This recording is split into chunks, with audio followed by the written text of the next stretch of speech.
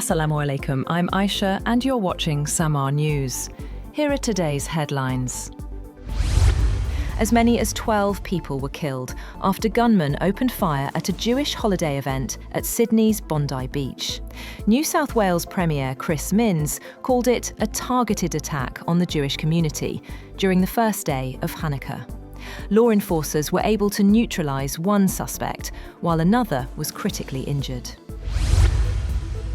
Authorities in Providence, Rhode Island are searching for a gunman who opened fire at Brown University's Barris and Holley engineering building during exams, killing 2 students and injuring 9 others. 7 of the wounded are in critical condition. Over 400 law enforcement officers, including the FBI and ATF, are conducting a manhunt. The suspect, a man in his 30s dressed in black and possibly masked, remains at large. Shell casings were recovered at the scene, and officials plan to release a video of the suspect. Ukrainian President Volodymyr Zelenskyy has called for what he described as a dignified peace as US and Ukrainian officials meet in Berlin. Zelenskyy said any peace deal must include firm guarantees to ensure Russia does not attack Ukraine again. The talks involve US envoys and European allies as diplomatic efforts continue to end Europe's deadliest conflict since World War II. The Ukrainian leader is facing pressure from US President Donald Trump to sign a peace agreement that initially reflected Moscow's demands. Zelenskyy accused Russia of deliberately prolonging the war, citing continued deadly attacks on Ukrainian cities and strikes on power and water infrastructure. Meanwhile, President Zelenskyy says Kyiv is dropping its bid to join NATO in exchange for Western security guarantees to end the war with Russia. The move marks a major shift in Ukraine's position and meets a key Russian demand, though Kyiv says it will not cede territory. Snow has blanketed Kyiv for the first time this winter, covering streets and parks across the Ukrainian capital. City officials deployed snow-clearing crews and vehicles to keep roads and public transport moving, as forecasters warned of icy conditions. German authorities have arrested 5 men suspected of planning an attack on a Christmas market in southern Bavaria. Police and prosecutors said the suspects are believed to be Islamist militants and were detained as part of a joint security operation. The arrests come amid heightened concerns following a series of vehicle ramming attacks in Germany in recent years. In 2016, an Islamist attacker rammed a hijacked truck into a Christmas market in central Berlin. And last December, several people were killed in a similar attack in the city of Magdeburg. Iran's foreign minister is set to visit Russia and Belarus in the coming days. Foreign Ministry spokesperson Esmail Baghai said Abbas Araghchi will travel to both countries within the next 2 to 3 days. The announcement comes after Iranian President Masoud Pezeshkian met Russian President Vladimir Putin in Turkmenistan on Friday.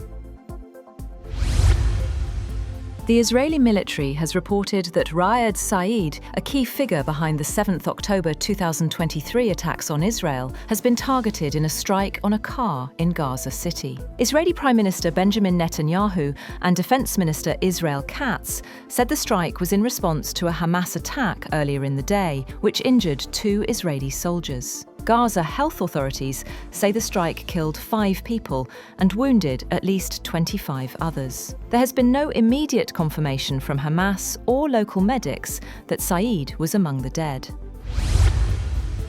Meanwhile, Hamas says Israel's killing of a senior commander risks collapsing the Gaza ceasefire. The group's chief negotiator accused Israel of repeated violations and urged US President Donald Trump to pressure Israel to uphold the truce. Thousands of supporters rallied in Gaza City for the funeral, marking Hamas's largest public show of force since the ceasefire began in October. Iranian authorities have detained 18 crew members of a foreign tanker seized in the Gulf of Oman that they say was carrying 6 million litres of smuggled fuel. Iranian media reported that those detained under the ongoing investigation include the captain of the tanker, and the crew were from India, Sri Lanka, and Bangladesh. The authorities said the tanker committed multiple violations, including ignoring stop orders, attempting to flee, and lacking navigation and cargo documentation. Lionel Messi's tour of India has kicked off chaotically as fans threw objects, ripped up seats, and invaded the pitch at Kolkata's Salt Lake Stadium after the Argentine soccer great made only a brief appearance at a ticketed event.